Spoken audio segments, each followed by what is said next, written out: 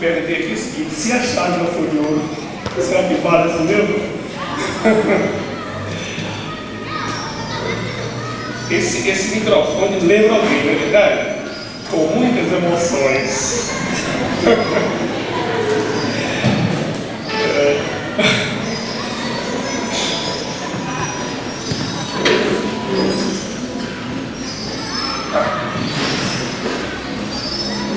Meus amigos, o tema é muito oportuno e é palpitante. Brasil, coração do mundo, pátria do Evangelho. Nós vamos procurar desenvolver o assunto sem ficar muito preocupados com o tema propriamente, sem ficar preocupados em manter, digamos, uma certa rigidez, que às vezes o orador se preocupa tanto com o tema estabelecido que ele entra numa espécie de corredor e não abre a intuição para o que o próprio ambiente muitas vezes pede, não é isso?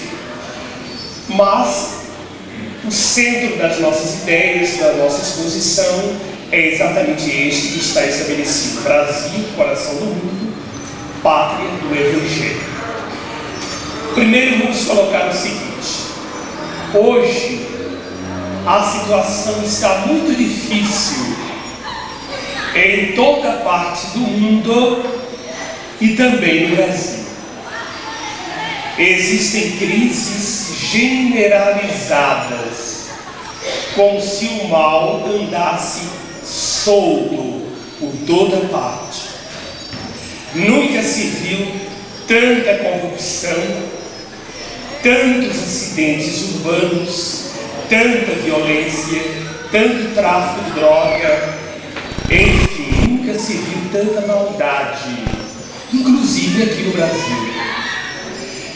Diante desse quadro, será que podemos afirmar que o Brasil é a pátria do Evangelho?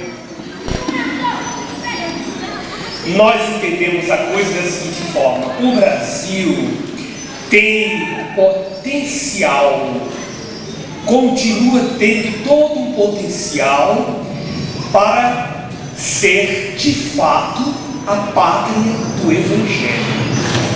Então, se a gente observar hoje superficialmente o que se passa no mundo e aqui em nossa pátria, nós vamos ficar muito decepcionados, até mesmo, principalmente com os nossos governantes, e chegar a uma conclusão contrária.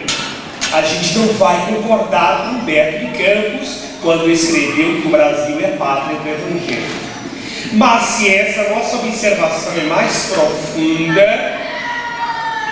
é um estudo mais meticuloso, mais desapaixonado, nós vamos chegar à conclusão de que não existe lugar nenhum no mundo que possa ser comparado ao Brasil, especialmente no que diz respeito à realidade espiritual.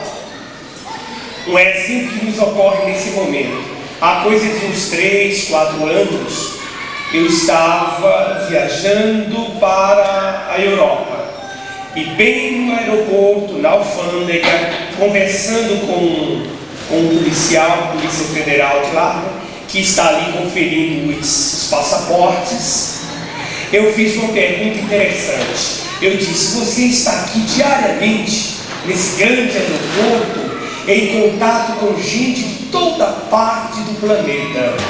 Me diga uma coisa: qual é o povo que você acha mais interessante e mais simpático?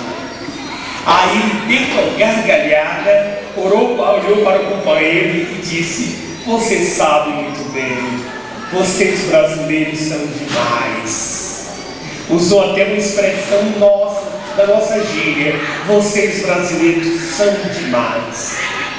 Então eu saí com a seguinte impressão: aquele homem, aquele funcionário que estava ali na alfândega, agiu como se fosse um juiz, né? Neutro. Ele está, de fato, diariamente em contato com passageiros da Alemanha, de Portugal, da França, da Índia, dos Estados Unidos, da Argentina, do Brasil. E, portanto, ele pode perfeitamente comparar as personalidades, a maneira de ser dos passageiros. E chegou naturalmente à conclusão de que o biótipo brasileiro é o mais simpático, ou seja, o mais extrovertido, o mais alegre, o mais simples, o mais fraterno. E isso realmente existe. Em meio a tudo que está acontecendo de negativo, nesse momento apocalíptico, conforme todos sabemos, mesmo assim, em meio a toda essa sombra, ou a essa tempestade que está aí, varrendo o sentimento da humanidade, nós ainda podemos manter a certeza de que o Brasil é o país mais rico, espiritualmente, o país mais rico do mundo. Claro que em termos econômicos, os Estados Unidos, digamos, é o dono do dólar. O Japão também está avançadíssimo na tecnologia, faturando muito alto. Então, duas grandes potências econômicas bem além do Brasil.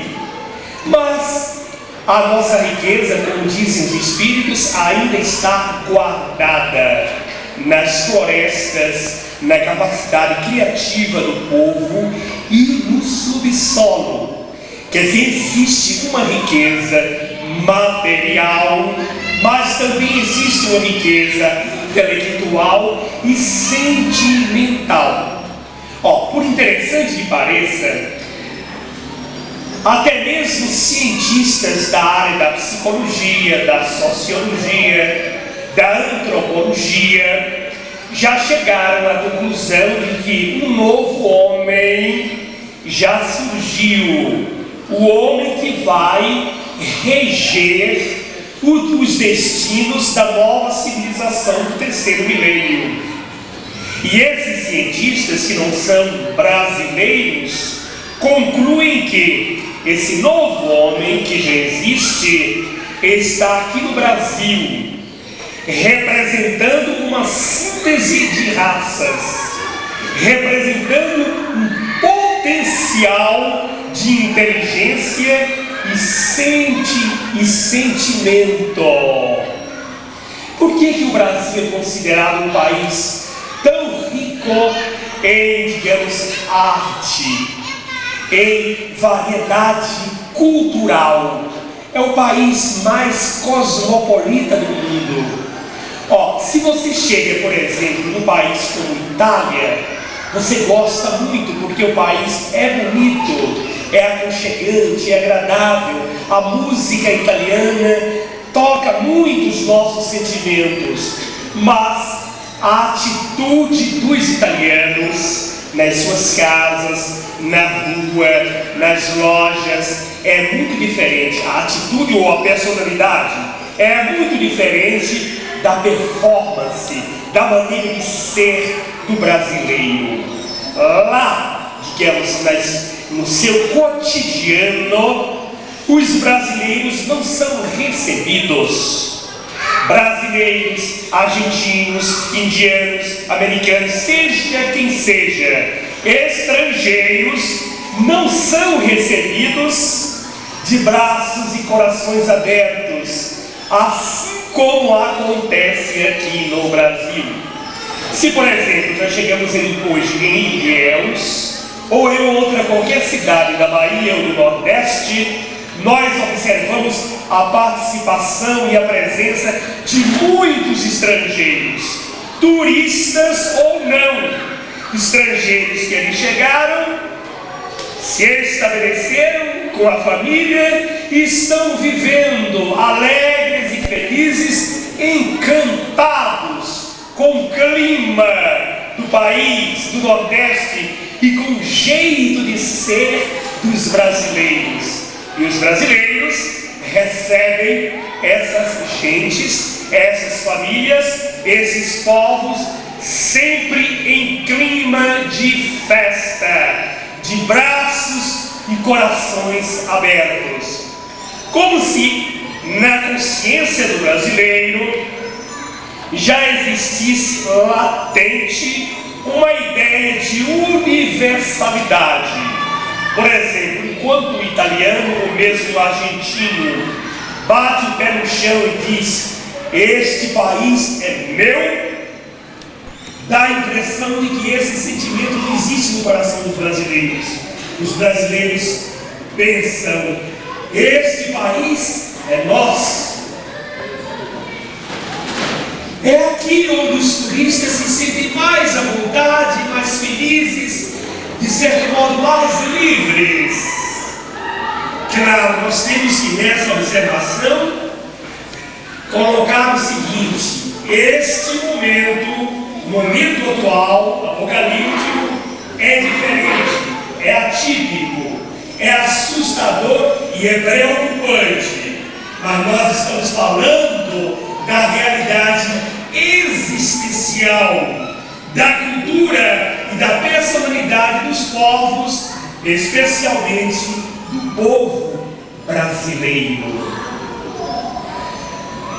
Já se chegou também à seguinte conclusão, comparando-se a Europa com o Brasil. Na Europa nós temos a tecnologia da Alemanha, por exemplo, grandes indústrias, grandes fábricas.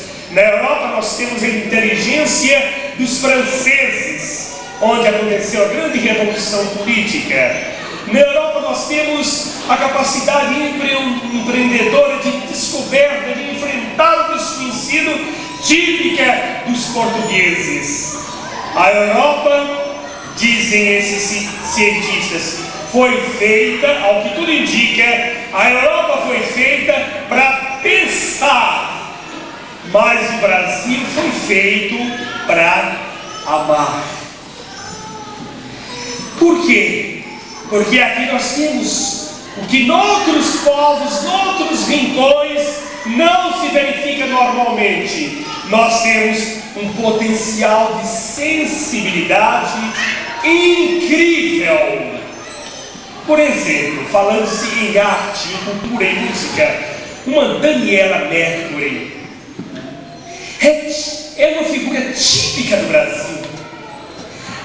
Na Suíça, como em outros países da Europa e do mundo, todos sabem que Brasil é sinônimo de festa, de música, de dança.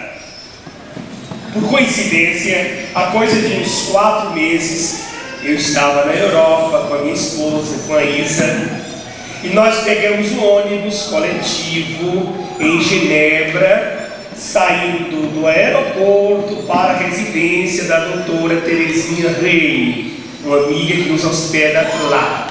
Então ela ligou e disse: eu tenho um compromisso neste momento na universidade, não posso recebê-los no aeroporto. Por favor, Estou, o ônibus é fácil, passa bem na frente e vai deixar vocês aqui em minha casa, bem aqui em frente à minha casa. Tá ok, tudo bem, doutora. E entramos no ônibus, claro, muito conforto, uma gente educada. Os europeus têm uma cultura milenar, então são muito educados. Nesse ônibus, as pessoas pagando ali diretamente ao motorista, através daquela roleta, todos tinham dinheiro trocado para pagar, porque não existe o constrangimento do troco. Até nisso eles são educados. Então cada um trazia o dinheiro contado. Tá aqui, ok. Mas na hora que nós fomos pagar, eu não tinha dinheiro trocado. Era isso que estava comigo. Aí deu dinheiro a mais. Ele olhou e disse: Você não é suíça? Ele disse: não. É o que então? o motorista, né? E olhando para todos os passageiros, olha, o motorista é uma pessoa também muito educada, um gentleman, bem vestido, paletó, gravata. Ele disse, você é o quê? Ou vocês? Aí ele disse, eu sou brasileira. Aí ele riu, olhou para os passageiros e disse, gente, ela é brasileira. Consequentemente, nem precisa pagar a passagem. Agora vai ter que cantar e dançar aqui dentro do ônibus. Então eles têm essa imagem bonita, simpática, e todo mundo riu à vontade. Eles têm esse conceito de nós brasileiros, quer dizer, uma gente simples, que gosta de música, que gosta de dançar, um povo acolhedor. Olha, gente, isso, analisado à luz da espiritualidade, constitui uma riqueza inestimável e incomparável. O que mais o mundo necessita hoje, como sempre, não é de riquezas materiais, é de riqueza espiritual. E essa riqueza nós temos. E ela vem à tona cada vez mais na medida em que as próprias circunstâncias históricas permitem. Às vezes eu vejo assim tanta seriedade, tanta austeridade, tanto método no comportamento dos franceses, que eu chego à seguinte dedução: o Espiritismo tinha mesmo que nascer na França, Paris especialmente, que no século passado era considerada a capital intelectual do planeta, Paris. Então, o codificador do Espiritismo tinha que ter nascido na França, porque o Espiritismo precisava de ser codificado em bases de muito respeito, de muita veneração. O Espiritismo, nascido na França, quem é o codificador? O senhor Allan Kardec. E assim Kardec era chamado, por todos, respeitosamente, Monsieur Allan Kardec. E aí eu penso, meus botões, se ele fosse brasileiro, a coisa não ia dar certo. No mínimo, ia logo inventar um apelido para Allan Kardec. Por exemplo, seu Dedeco. Aí, as pessoas que iam à casa do seu Dedeco, não para ver pesquisas, revistas, os estudos, a obra da codificação, que nada, iam bater a casa do seu Dedeco para pedir um passe. Seu Dedeco, eu estou sabendo que o senhor mexe aí com essas coisas de espírito, será que dá para o senhor me aplicar um passezinho? E aí como é que ia ficar um estudo científico, a codificação de uma doutrina tão séria, que exigia bases científicas e filosóficas? Então, de fato, o Espiritismo tinha que nascer na Europa, mas se expandir num espaço mais amplo e iluminado, não mais apenas pelas ideias, porém iluminado pela força dos sentimentos, os sentimentos de alegria, de simplicidade e principalmente de fraternidade. Ora, no Brasil nós temos uma figura fantástica que nos fala exatamente, sem dizer diretamente que pensa a esse respeito, que nos fala o que significa esse país na consolidação dessa própria doutrina. É o nosso querido Chico Xavier. Allan Kardec, personalidade francesa, o marco do espiritismo nascente, a bandeira da sabedoria. Chico Xavier, aquele que veio para consolidar e expandir essa doutrina no campo imenso coração brasileiro, para que através dos sentimentos mais puros de solidariedade, alegria e paz, essas mesmas ideias e conceitos pudessem se expandir na direção de todo o planeta. Então, se o Espiritismo nasceu na França, ele veio ser consolidado no Brasil, através das mesmas falanges espirituais que iriam se multiplicar, em especial usando os canais mediúnicos do nosso querido Chico Xavier. Então, Kardec, francês, personalidade tipicamente francesa. Chico Xavier, uma personalidade tipicamente brasileira. Aquela linguagem, aquela expressão, aquele jeito de ser que diz, por exemplo, tá tudo bem, tudo bem, tudo bem. Mesmo que a situação não esteja tão boa, existe sempre esse coração do Chico, que simboliza o coração do próprio Brasil. Tudo bem, Deus é Pai, não é padrasto. Estamos nas mãos de Deus. Vai com Deus, minha filha. É o sentimento que deve representar agora, na abertura dessa nova civilização do terceiro milênio, a base.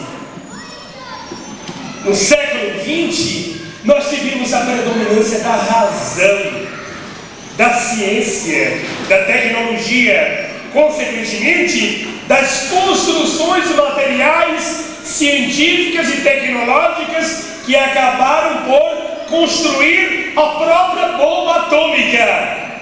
Doravante, o planeta, seguindo o curso da história, de acordo com a vontade de Deus, passará ao comando de uma outra personalidade, não mais o homem, escravo da razão. Agora o homem, movido pelo coração. Esse homem coração é aquele que mais frequentemente nós encontramos no solo abençoado, no coração do mundo, futura pátria do Evangelho. Uma mulher chega, por exemplo, e pergunta a Chico Xavier: Chico, dizem que eu sou iluminada, que eu tenho uma luz que me ilumina. Olhe para mim, Chico, e diga se existe mesmo essa luz. Vejo que é a voz do sentimento, né? O potencial de emoção, de amor desse país e daquele médium. Eu estava presente naquele momento, naquela circunstância, e a mulher disse: olhe para mim, Chico, confirme. E existiam muitas pessoas da cidade daquela senhora. Ela era meio ou muito desequilibrada, uma média assim meio empolgada, digamos. Chico, com a sua vivência, observe, veja se eu tenho luz que me ilumina. O Chico não podia desmentir aquela pobre criatura. Eu pensei comigo, mas também não devia confirmar, ou seja, afirmar uma coisa que não existia. O Chico olhou assim e disse: que beleza, minha irmã, que luz maravilhosa está lhe iluminando. Eu fico muito feliz. O Chico foi saindo e ela, vocês ouviram? Chico confirmou que uma luz me ilumina. Ai, meu Deus, eu queria mesmo essa confirmação. Vou continuar o meu trabalho. Que beleza saber disso. Lá na outra sala, as pessoas se cercaram de Chico e o homem assim mais cuidadoso disse: Chico, você viu mesmo alguma luz iluminando aquela criatura? Me pareceu uma pessoa tão perturbada. Aí o Chico disse: eu vi e continuo vendo. Olha lá, ó, ela falou e ainda continua embaixo de uma lâmpada fluorescente. Era uma lâmpada fluorescente. Então, esse simples exemplo serve perfeitamente para que a gente observe a distinção entre a voz da razão, a verdade que muitas vezes destrói os sentimentos mais puros, e a voz do coração, que não está tão preocupado com os ditames da lógica, mas com a construção do bem na alma e no sentimento das pessoas mais simples. O Brasil foi feito para amar. Consequentemente, nós temos aqui esse potencial.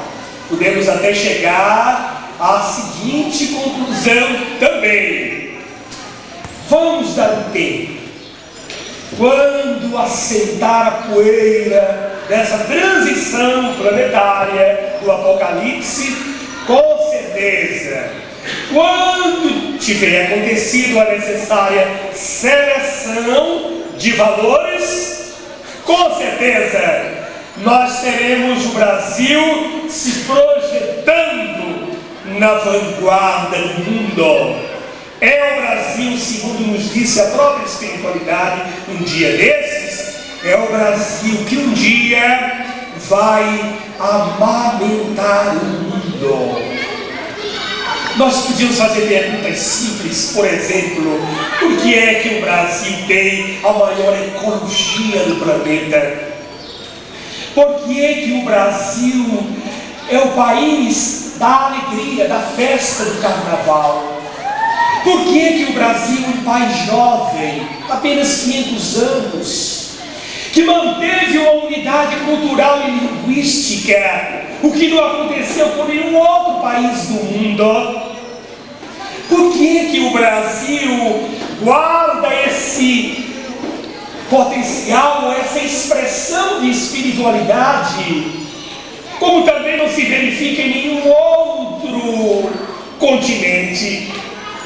Por que não nasce ou reencarna um médium da expressão de um Chico Xavier nos Estados Unidos, ou na Índia, ou na China, ou na França, ou em outro qualquer país? É que a espiritualidade nos últimos tempos, podemos afirmar, no século XX, investiu muito aqui, especialmente no coração do povo, para que nós tivéssemos condição de oportunamente reger os destinos da humanidade, não apenas com a sabedoria, mas especialmente com o amor. Há poucos nós estávamos conversando com uma amiga aí fora, e ela disse: Ariston, fala um pouco do espiritismo no interior. O nosso espiritismo aqui, que às vezes é levado assim pelo sentimento. E aí nós nos lembramos, e ela pediu que lembrasse esse acontecimento, de um fato que ocorreu aí no interior do Nordeste, numa casa onde se fazia sessões espíritas. Era um casarão antigo, morava ali um casal, e eles aproveitavam para fazer um culto de evangelho, e nesse culto eles incorporavam os espíritos. Ou seja, o culto se transformava numa sessão mediúnica, o que não é recomendado pela doutrina, mas não havia centros no local, eles aproveitavam para dar oportunidade também aos espíritos. E essas sessões aconteciam numa sala, ou seja, na própria sala de jantar. Na cozinha ficava um papagaio, e o papagaio ficou observando tudo que se passava na sessão mediúnica. E aí o papagaio aos poucos foi aprendendo tudo aquilo. Eu acho que o primeiro papagaio espírita do mundo. E de vez em quando o papagaio dizia dar uma palavra, por exemplo: vem da paz de Deus, meu irmão. Alguém pensava que era o doutrinador, não, a voz estava vindo da cozinha. O papagaio foi assimilando aquilo facilmente. Um dia, gente, ou melhor, uma noite, quando tudo ia mais ou menos bem, aí houve uma discussão entre um espírito e o doutrinador. O espírito, muito grosseiro, começou a dizer coisas que não devia. O doutrinador despreparado foi dando respostas também grosseiras. Aí o que aconteceu? O obsessor levantou-se no corpo do médium, pegou a cadeira e jogou contra o doutrinador. Só que o homem se defendeu facilmente, e a cadeira foi na direção do papagaio. O papagaio também é muito esperto. Quando viu aquela coisa se aproximando, deu um pulo, a cadeira se despedaçou do chão. Ele aí olhou para o povo e disse: está vendo, gente? Se eu não fosse médio vidente, eu tinha desencarnado. Essas coisas, verdadeiras ou não, representam também o jeito de ser, o coração do nosso povo. O que é o Espiritismo no Brasil? O Espiritismo no Brasil é um imenso hospital. Na Europa, especialmente na França, talvez fosse uma grande universidade, somente universidade. Mas aqui, os espíritas, através de suas casas e suas atividades, acham que a humanidade sofre muito. Em geral, as pessoas vêm ao centro não para aprender apenas, mas em busca de um consolo, de uma mensagem de paz, de um passe, de um alívio. Aí os centros se transformam em postos de assistência espiritual, como se fossem prontos socorros espirituais. Todos os centros espíritas no Brasil mantêm um serviço assistencial e um serviço, digamos, espiritual, sentimental. Seria errado isso? Não! O cristianismo também era assim. O que nós não devemos é marginalizar a ciência, a sabedoria, o conhecimento. Mas os sentimentos de amor ao próximo têm que aflorar cada vez mais. O Espiritismo não veio para os cultos exclusivamente, os cientistas. O Espiritismo nasceu para todos, assim como a luz do sol. Todos têm necessidade e direito. Portanto, aqui no Brasil nós temos tudo a ver com essa síntese, com essa mensagem de renovação para as consciências e para os corações. E aí nós começamos a verificar que aqui no Brasil existem milhares e milhares de instituições e centros espíritas, as mais diversas. Por exemplo, existem grupos tipicamente científicos, voltados para a ciência. Existem grupos tipicamente religiosos, comprometidos com o sofrimento das pessoas, das famílias e com as necessidades do pobre. Então há uma variedade fantástica, 1001 opções. Uma vez fazíamos uma palestra lá em São Luís, do Maranhão, e aí na palestra eu falei ligeiramente sobre karma, que é uma palavra sânscrita, como se sabe, que significa a lei do retorno, né? Causa e efeito, karma. No final, depois da palestra, um senhor veio me cumprimentar, uma pessoa muito simples do campo, né? Veio me cumprimentar e disse: gostei muito de sua palestra, principalmente quando o irmão falou de karma. Aí eu achei aquilo curioso. Por quê? Ele disse: porque eu tive um problema desse na minha família, meu irmão. Como assim? Ele disse: foi um primo meu aqui em São Luís do Maranhão, que uma vez ele não teve karma para esperar o carro passar e morreu atropelado. E segundo ele, foi o que mais entendeu na palestra. É que interessante. Lá também no Nordeste, uma vez aconteceu um fato interessante, segundo nos contaram, em Recife. Olha só, numa sessão mediúnica, manifesta-se um espírito, e esse espírito demonstrou através de sua atitude que a coisa não muda assim, substancialmente com a morte, não. Nós continuamos sendo nós mesmos, apenas mudamos de roupa. Então o espírito se manifestou numa sessão, e o doutrinador se aproximou e fez uma pergunta que também não se deve fazer. Perguntou: meu irmão, como foi que você morreu? Aí o espírito disse: eu morri de expiação e prova. Olha, isso é uma expressão de Kardec para dizer que o nosso planeta está no nível de mundo de expiação e provas, não é? Então nós espíritas fizemos bastante essa colocação, essa classificação do espiritismo. O nosso planeta está na categoria de expiação e provas.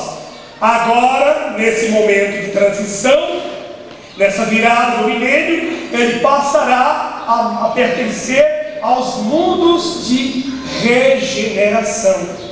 Então o espírito, vamos dizer assim, o espíritozinho, né, disse: eu morri de expiação e prova. Aí eu não entendi. Como assim? Não é assim que vocês falam no centro? Eu já estou frequentando aqui há algum tempo. Eu morri de expiação e prova. Não, explique melhor, meu irmão. Aí disse: olha, eu vivia aqui mesmo, na cidade mais próxima, me deu nome.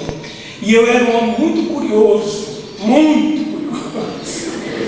Vocês não estão traduzindo, né? Muito. E meu vizinho era um homem muito mau. Ai, meu Deus, gostava de festa. Um dia eu estava no meu quintal e comecei a ouvir, a escutar a folia, o barulho no quintal dele. O que é que eu fiz? Ai, Jesus, eu não posso nem lembrar disso espírito. O homem gostava de espingarda.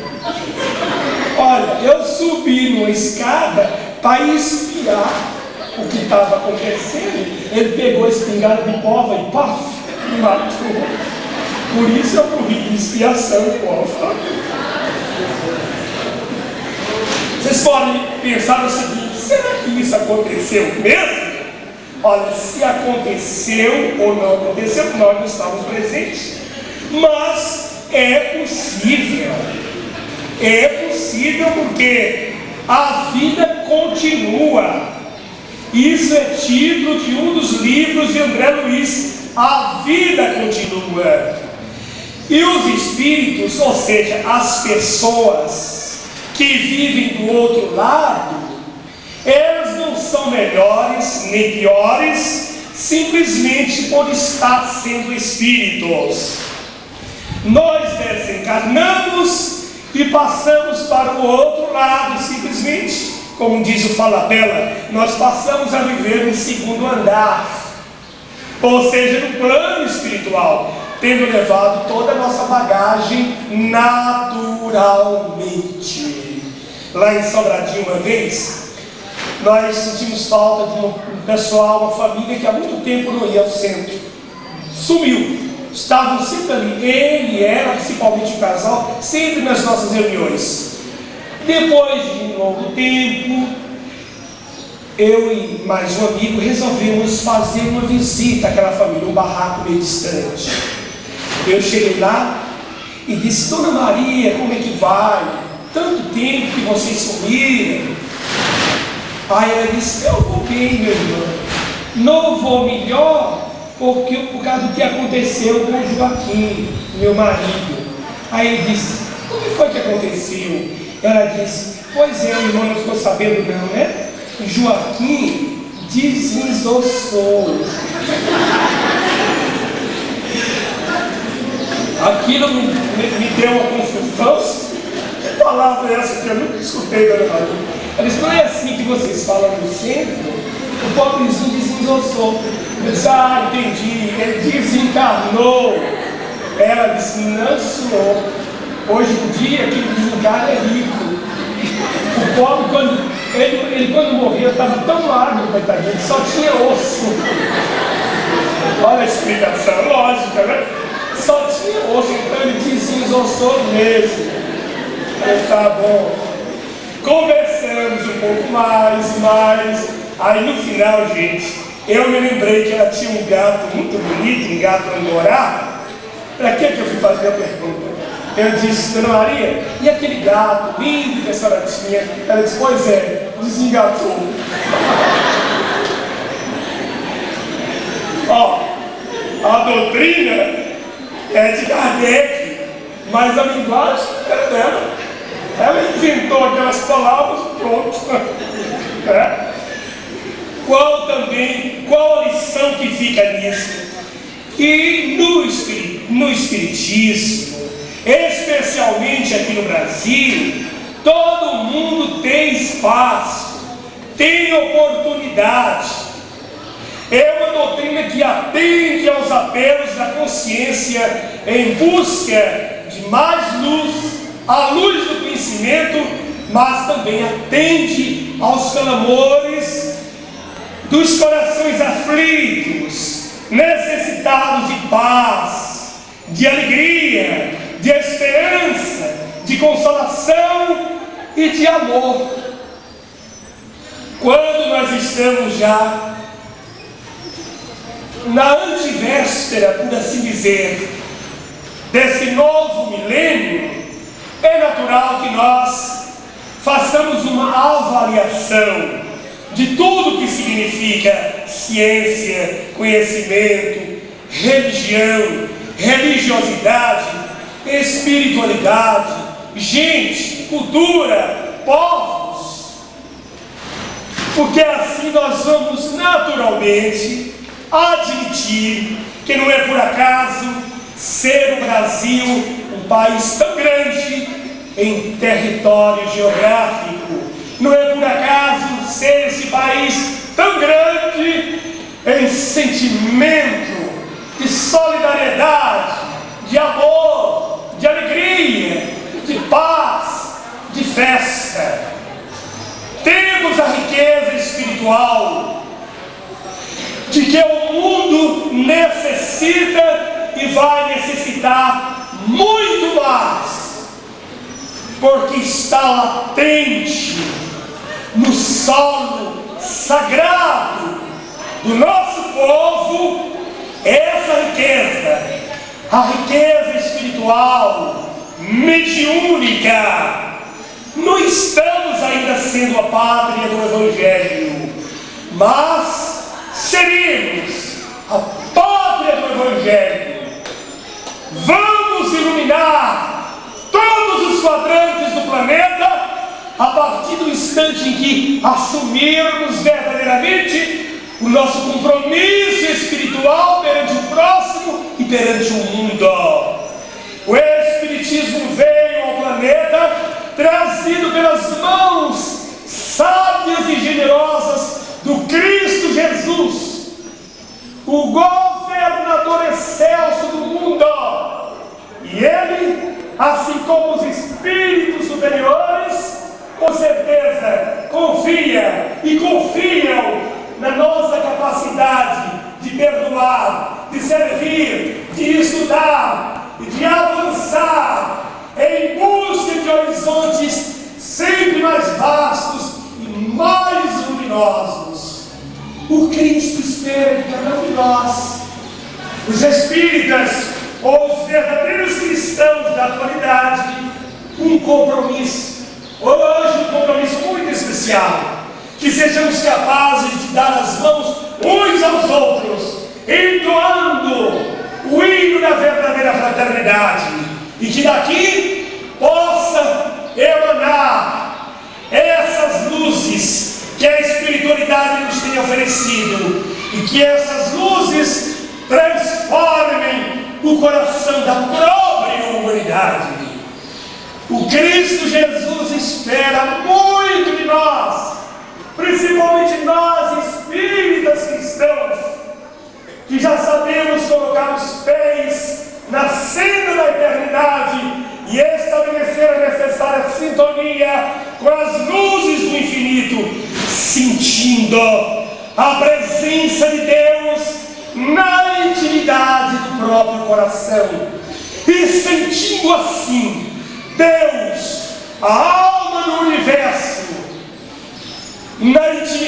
de nossa alma, podemos perfeitamente, com palavras ou no silêncio da meditação, dizer: Pai nosso que estais nos céus, na luz dos sóis infinitos, Pai de todos os aflitos deste mundo de escasséus, santificado, Senhor, seja o teu nome sublime, que em todo o universo exprime ternura, concórdia, amor. Venha ao nosso coração o teu reino de bondade, de paz e de claridade na estrada da redenção. Cumpra-se o teu mandamento, que não vacile nem erra, nos céus como em toda a terra, de luta e de sofrimento. Evita-nos todo mal, dá-nos a luz no carinho, feito na luz, no caminho do pão espiritual.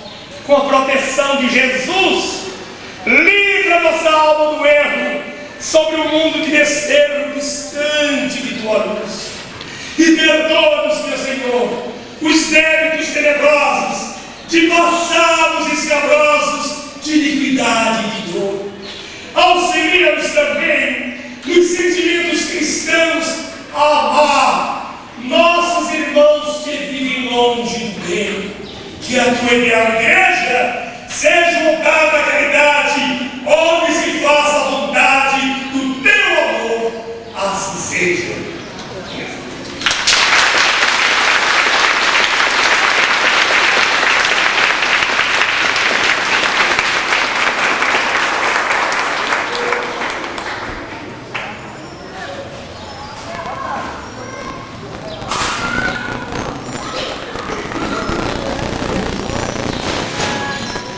Convidamos o presidente do Centro Espírita Allan Kardec, senhor Luiz Camarão, para proceder ao encerramento do 4º Encontro Espírita de Valparaíso de 1999.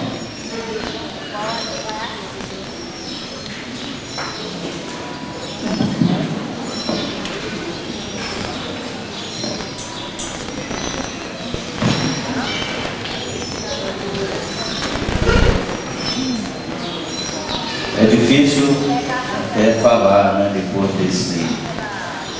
desse envolvimento espiritual que sentimos, e só nos resta então agradecer por essa festa maravilhosa de luz.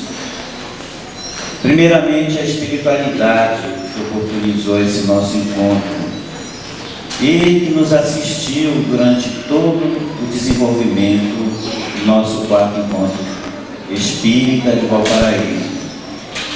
Nós queremos agradecer também aos artistas que aqui estiveram, né, nos presenteando com a arte espírita, ao nosso irmão Antônio Sérgio, ao nosso irmão Rocha, com a poesia, ao Grupo Esperança, que fizeram a nossa festa de arte. Queremos agradecer aos jornais Metropolitano e ao Correio Brasiliense, que nos ajudaram na divulgação do evento. A equipe do CEBAN, representada aqui pelo Ari e pelo nosso professor Antônio Bitts. Muito obrigado pelo apoio que tem nos dado sempre nas nossas realizações. Queremos agradecer a participação de todas as casas espíritas que nos prestigiaram e vieram participar conosco dessa festa. Ao Sani, ali na filmagem, né, está documentando o nosso evento, ou seja, passando para a história do Espiritismo de Valparaíso, esse nosso evento. E finalmente, a equipe do próprio Centro Espírita Allan Kardec, que apesar de um pequeno número de trabalhadores materiais, se desdobrou, né? E com a ajuda dos nossos mentores, conseguimos o nosso intento, permitindo a espiritualidade que tudo transcorresse na paz do nosso Senhor Jesus Cristo. Para Para encerrar então, após esses agradecimentos, nós vamos pedir, solicitar ao nosso irmão Rui Meirelles, do Centro Espírita Paz, Amor e Caridade, e o nosso coordenador aqui do 10º Conselho Espírita Regional, da qual o Centro Espírita Allan Kardec faz parte, para que nos conduza na prece de encerramento.